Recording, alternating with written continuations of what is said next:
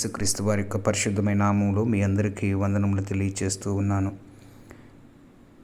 సిలువపై యేసయ్య పలికిన ప్రతి మాట మన జీవితాన్ని మార్చే శక్తి కలిగినది. ఈరోజు మనం ధ్యానించబోయేది సిలువలో 3వ మాట. ఈ 3వ మాట చాలా అర్థము, భావం కలిగి ఉన్నది. ప్రేమ, బాధ్యత, త్యాగం కలిసిన ఒక అద్భుతమైన మాటను ఈరోజు మనం ధ్యానించబోచున్నాము. ఒక తల్లి తన కుమారుని సిలువ వైపు చూస్తూ ఎలా ఉంటుంది? ఒక కుమారుడు తన తల్లిని ఆ స్థితిలో చూస్తే ఎలా స్పందిస్తాడు? ఆ బాధలో కూడా యేసయ్య పలికిన 3వ మాట మనకు ఒక గొప్ప సందేశాన్ని ఇస్తుంది. సిలువపై ఉన్నప్పటికీ తన బాధను కాదు, ఇతరుల గురించి ఆలోచించిన యేసయ్య అదే సిలువలో 3వ మాట యొక్క మహిమను మనం తెలుసుకోవాలని ప్రభు పేరిట మనవి చేస్తున్నాను. సిలువ అంటే కేవలం శిక్ష కాదు, అది ప్రేమకు ప్రతీక.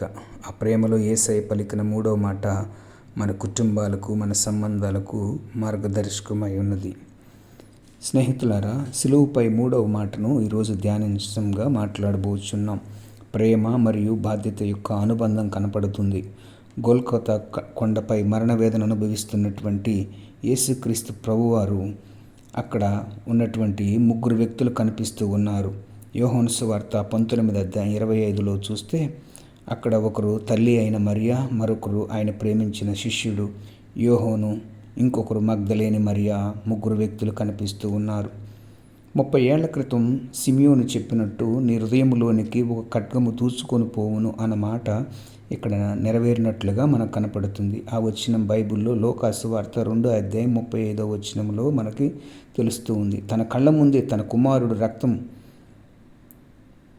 చిందిస్తూ వేలాడుతుంటే ఆ తల్లి పడుతున్న వేదన అది మాటల్లో చెప్పలేనిది. ఆ వేదనలో ఆమె ఓదార్పునివ్వడమే ఈ 3వ మాట యొక్క ఉద్దేశమై ఉంది. యోహాను సువార్త 19:26-27 ఈ మాట గురించి రాయబడి ఉంది. ఒకసారి చూస్తారా? అమ్మా, ఇదిగో నీ కుమారుడు, శిష్యులతో ఇదిగో నీ తల్లి అనే మాటను మనం చూస్తున్నాం. మొదటి మాటలో శత్రువులకు క్షమాపణ కనిపిస్తూ ఉంది. 2వ మాటలో పాపికి రక్షణ ఇచ్చిన క్రీస్తు కనిపిస్తూ ఉన్నారు. ఇక్కడ తన కుటుంబ బాధ్యతను సంపూర్ణం చేస్తున్నట్లుగా మనకు కనిపిస్తూ ఉంది. ఇక్కడ చారిత్రాత్మక మరియు సాంస్కృతిక నేపథ్యం చూసినట్లయితే నాటి యూదా చట్ట ప్రకారము తండ్రి లేని కుటుంబంలో తల్లిని పోషించాల్సినటువంటి బాధ్యత జ్యేష్ఠ కుమారుడే తీసుకునేవాడు. యేసు ఆ ధర్మాన్ని సిలువపై కూడా విస్మరించలేదు. అక్కడ 33 ఏళ్ల క్రితం సిమియోను ప్రవచించినట్లుగా యేసు పడుతున్న శ్రమలు మరియు హృదయంలోనికి ఒక ఖడ్గం దూసుకుపోతుందని లూకా సువార్త 2:35 ఉన్న రీతిగా మనకి అక్కడ మనం ఆ యొక్క వేదనను మనం అర్థం చేసుకోగలము. జ్యేష్ఠ కుమారుని బాధ్యత ఇక్కడ ఏమై ఉందంటే, సిలువపై ఉన్న వ్యక్తి సాధారణంగా చూస్తే తన ప్రాణం గురించి ఆలోచిస్తాడు, కానీ యేసు తన ధర్మాన్ని నెరవేరుస్తున్నట్లుగా మనం చూస్తున్నాం.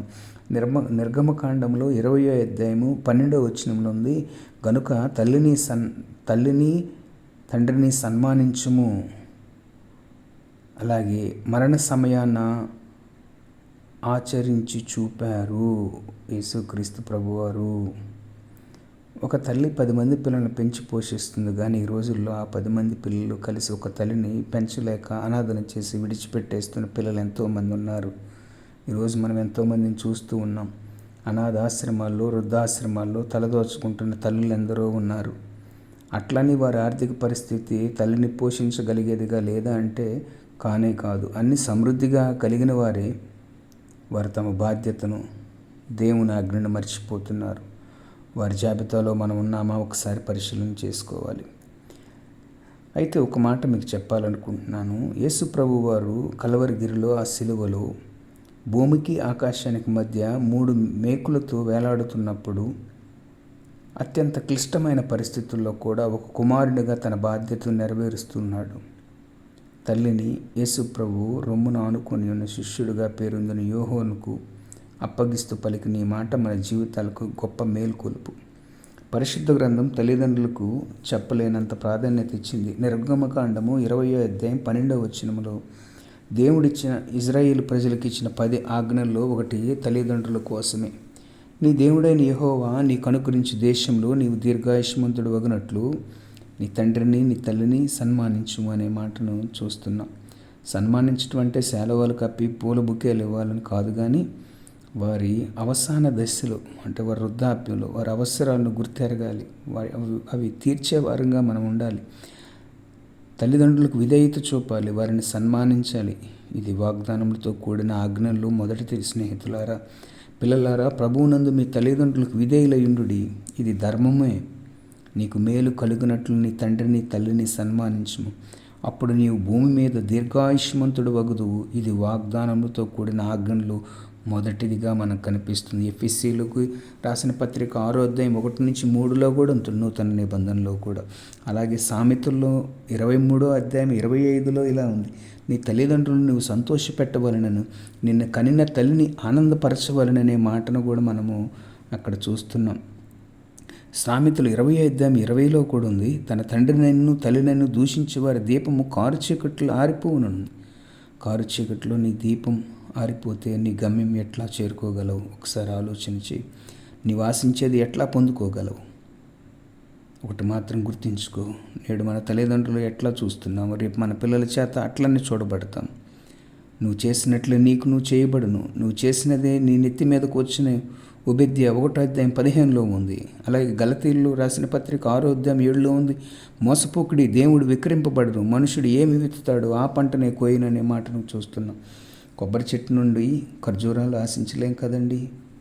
మనం నేడు మన తల్లిదండ్రులను నిర్లక్ష్యం చేస్తే రాబోయే దినాల్లో మనము సంతోషాన్ని పొందగలమా అని అనుకోవటం ఎంతవరకు శ్రేయస్కరం? ఒకవేళ ఇంతవరకు వారిని నిర్లక్ష్యం చేసేమేమో. యేసు ప్రభు వారి సిలువలో పలికిన మాట మన బాధ్యతను గుర్తు చేస్తూ ఉన్నాయండి.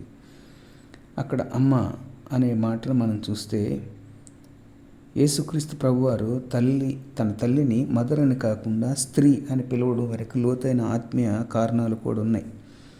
గ్రీకు భాషలో గైనల్ అని అంటారు, స్త్రీ అని పిలవడం మనం చూస్తూ ఉన్నాం. ఆ కాలపు గ్రీకు భాషలో గైనల్ అనేది ఒక రాణిని లేదా గౌరవనీయురాలైన స్త్రీలని పలకడానికి ఉపయోగించేటువంటి మాటగా మనం చూస్తున్నాం. ఆదికాండం 3వ అధ్యాయం 15లో కూడా ఉంది, సాతాను తల చితక త్రొక్కుతానని చెప్పబడిన ఆ స్త్రీ సంతానము తానేనని ఆయన గుర్తు చేస్తున్నారు. ఇక్కడ ఆమె కేవలం ఒక మానవ కుమారునికి తల్లి కాదు, రక్షించబడిన సంఘానికి ఒక మాదిరిగా మారుతుంది. దేవునికి స్తోత్రం. అలాగే యోహోనుకు అప్పగించినటువంటి బాధ్యతను, అది విశ్వాస సంబంధమైనది. యేసు తన తల్లిని తన స్వంత తమ్ముళ్ళకి అప్పగించకుండా యోహోనుకి ఎందుకు అప్పగించారో గమనించండి. ఆ సమయంలో యేసు తమ్ముళ్ళు ఆయన ఇంకను మెస్సైగా విశ్వసించలేదు. యోహోను సువార్త 7వ అధ్యాయం 5లో ఉంటుంది అది. క్రీస్తు రక్తం ద్వారా ఏర్పడిన సంఘము, ద చర్చ్ అనే నూతన కుటుంబానికి ఇది పునాదిగా మనకు కనిపిస్తూ ఉంది. స్నేహితులారా, మత్తయి సువార్త 12వ అధ్యాయం 48-50 వచనాల్లో ఉంటుంది, విశ్వాసములో ఉన్నవారి నిజమైన తల్లి తండ్రి సహోదరులు. యోహోను నమ్మకస్తుడు గనుకనే ప్రభు తన తల్లిని అతనికి అప్పగించాడు. ఆ మాటను మీరు జ్ఞాపకం చేసుకోవాలి.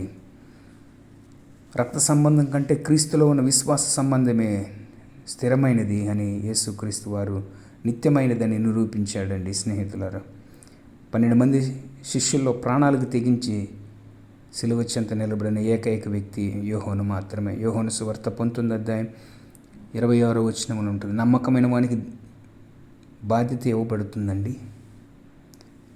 స్నేహితులారా, అలాగే సిలువ దగ్గర ఎవరెవరు ఉన్నారు?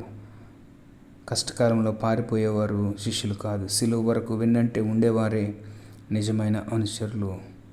దేవుని పని చేస్తుందని చెప్పి తల్లిదండ్రుల కుటుంబాన్ని వదిలేయడం దైవికం కాదు. యేసు తన చివరి శ్వాస వరకు కుటుంబాన్ని బాధ్యతను నెరవేర్చాడండి. క్రీస్తు సిలువ ద్వారా పరలోకపు తండ్రిని మనం బిడ్డలమయ్యాము. సంఘములో ఒకరినొకరు తల్లిగా సహోదరులుగా ప్రేమించుకోవాలి. 1 తిమోతి 5వ అధ్యాయం 1-2 వచనాలు అదే చెప్తూ ఉంది కదా.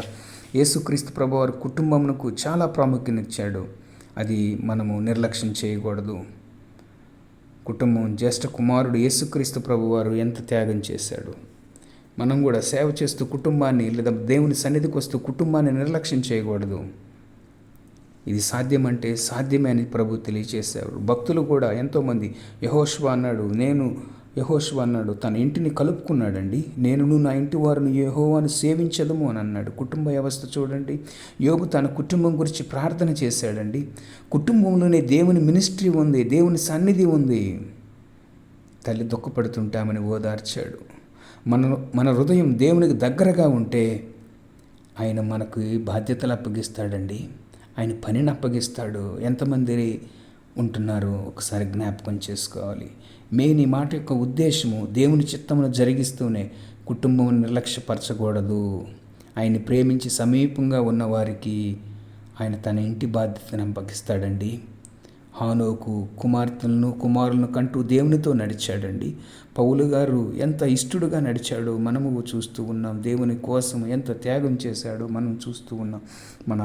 అలా ఉండాలని ప్రభు పేరట మనవి చేస్తూ ఉన్నాను. ఈ సందేశం ద్వారా మనం నేర్చుకోవాల్సిన పాఠం ఏంటంటే, భక్తి అనేది కేవలం ప్రార్థనలో మాత్రమే కాదు, బాధ్యత నెరవేర్చడంలో కూడా ఉంది. యేసు ప్రభు పరలోకపు తండ్రి చిత్తాన్ని నెరవేరుస్తూనే భూలోకపు తల్లి పట్ల తన బాధ్యతను విస్మరించలేదు. మనం కూడా మన తల్లిదండ్రులను, వృద్ధులను గౌరవిస్తున్నప్పుడే క్రీస్తు నిజమైన శిష్యులం అవుతాము. మీ అందరికీ దైవాశీస్సులు. దేవుడు ఈ మాటలు దీవించునుగాక. ఆమేన్. ఈ యొక్క మాటలు మీకు ప్రయోజనకరంగా ఉన్నట్లయితే మీరు ఈ మాటల్ని లైక్ చేయండి, షేర్ చేయండి. అనేక మందికి పంపించి దేవుని పరిచర్యలో మీరు కూడా పాలిభాగస్తులు కాగలరని ప్రభు పేరిట మనవి చేస్తున్నాను. ప్రభు చిత్తమైతే 4వ మాటని మరొక వీడియోలో చూడగలము. దేవుడు మన కుటుంబాలన్నింటినీ దీవించునుగాక. ఆమేన్. ఆమేన్.